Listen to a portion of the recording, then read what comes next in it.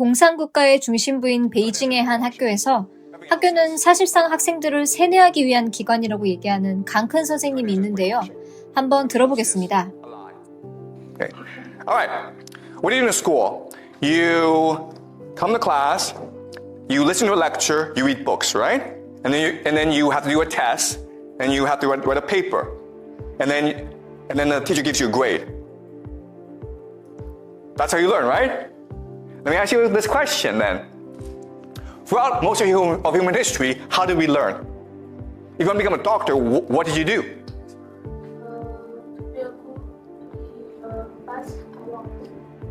The answer is experience. Do it. Right? Let me ask you this question.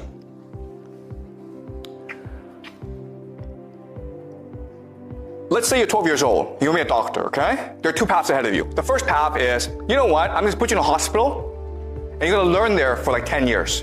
Someone's going to mentor you. You're going to be that person's apprentice. Maybe the first year, all you do is like wash the floor, okay? But you're going to observe the doctor. And then eventually the doctor's going in to tell you how to treat patients, okay? That's the first system. Second system is you go to the best school in the world. Then you go to Harvard for undergraduate. Then you go to Harvard Medical School, the best medical school in the world, okay? At age 30, who's a better doctor, number one or number two? First one. Obviously the first one, right? Because the second person, the person who went to Harvard and Harvard Medical School, did not ever work in a hospital. You understand? Now, let me ask you another question. In the first system, do you have to be really, really smart to be a good doctor? No. You don't, actually. Anyone can be a doctor in the first system. Anyone. We human beings are all born with the capacity to learn anything if you wanted to learn it, right? If you want to be an engineer, if you want to be a lawyer, if you want to be a doctor, if you want to be a scientist, you want to be anything, okay? Just go find a mentor who can teach you how to do so. And I guarantee you that you will learn how to do it well. And anyone can do this. But instead, we have a system in which we tell students, you're smart, you're stupid. Smart students go to good schools and good universities, and they get good jobs. Stupid students go wash dishes. Okay? And that was not true for most of human history. It's true today, but throughout most of human history, if you had to go learn something, all you had to do was go find a teacher. And that teacher would teach you. And then you would learn it. Right? So school is not a place to teach you how to learn. A school doesn't teach you knowledge. It doesn't do that. A school is a place that brainwashes you. 요약하자면 학교는 처음부터 효율적인 학습과 전문성을 기르기 위해 만들어진 곳이 아니라 학생들을 효율적으로 통제하기 위해 만들어진 기관이라는 것입니다.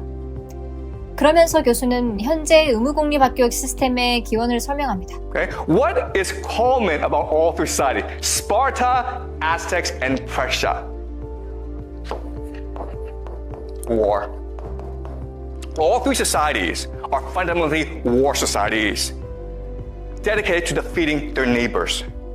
Sparta was one of thousands of city-states in Greece. The only society of these thousands that had compulsory education. Why? Because Sparta was first and foremost engaged in war making. Sparta, you've heard of Spartans, right? It's the Spartan warrior. Okay?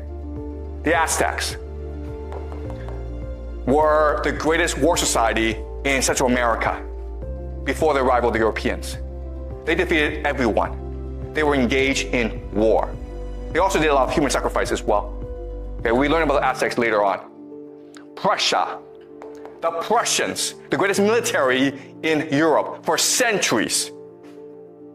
They were engaged in war making as well. Okay, do you understand this? Why we have schools is because schools are really good at preparing people for war. Why? 그럼 학교는 어떻게 아이들을 세뇌할 수 있을까요? Your mother or your father? You have a child, right? What's the worst thing that can happen to you in your life? Your child is taken away from you, right? What does school do?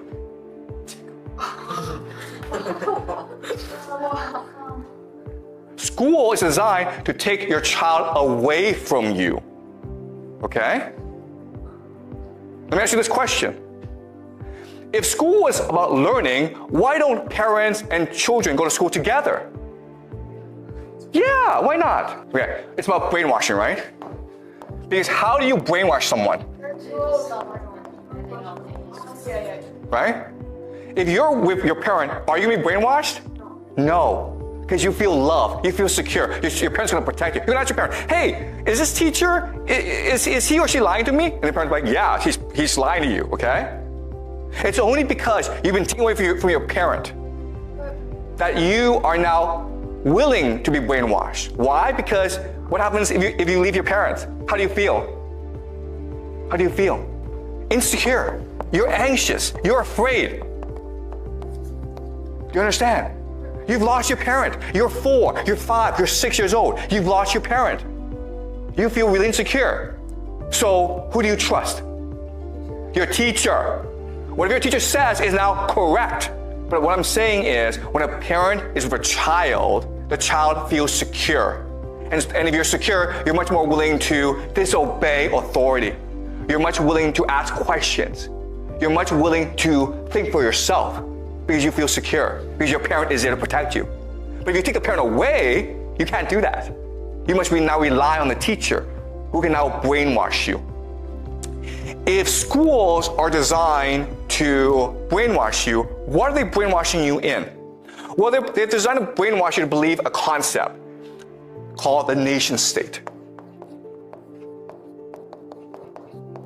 The nation state.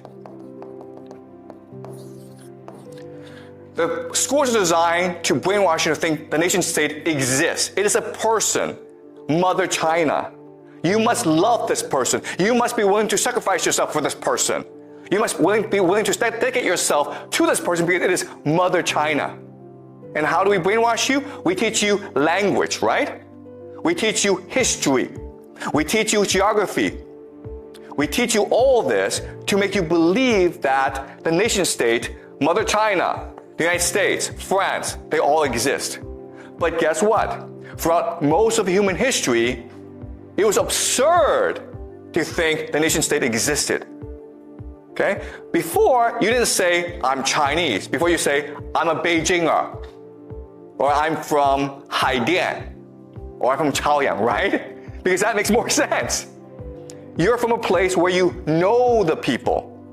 But now, because of the nation state, you are forced to believe that you are the same person as someone from Yunnan, Tibet, Guangxi, even though, guess what, guys? You have absolutely nothing in common. Okay? But you're all Chinese. And that's what school is designed to do. School is designed to implant in you a false memory of a nation state. Okay? That's what history is. History is the false memory of a nation state. 장세친 교수가 말하듯 근대적인 공교육 시스템은 산업화와 대규모 군대가 등장하던 시기에 만들어졌습니다. 국가가 필요로 하는 것은 독립적으로 생각하는 개인이 아니라 명령을 따르고 규율에 익숙한 노예들과 기꺼이 전쟁터에서 죽어줄 군인들입니다. 그래서 학교는 놀랍도록 군대와 닮아 있습니다. 정해진 시간표, 종이 울리면 이동하는 구조, 위계적인 교실 질서, 그리고 시험을 통한 서열화. 이 구조는 우연이 아닙니다. 이 모든 것은 학생이 자유롭게 사고하도록 설계된 것이 아니라 규율과 복종을 자연스럽게 내면화하도록 설계된 구조입니다. 그렇다면 이런 시스템은 누가 만들었고 이 구조로 가장 큰 이익을 얻는 집단은 과연 누구일까요? 그 이야기는 앞으로의 영상에서 좀 더 자세히 살펴보겠습니다.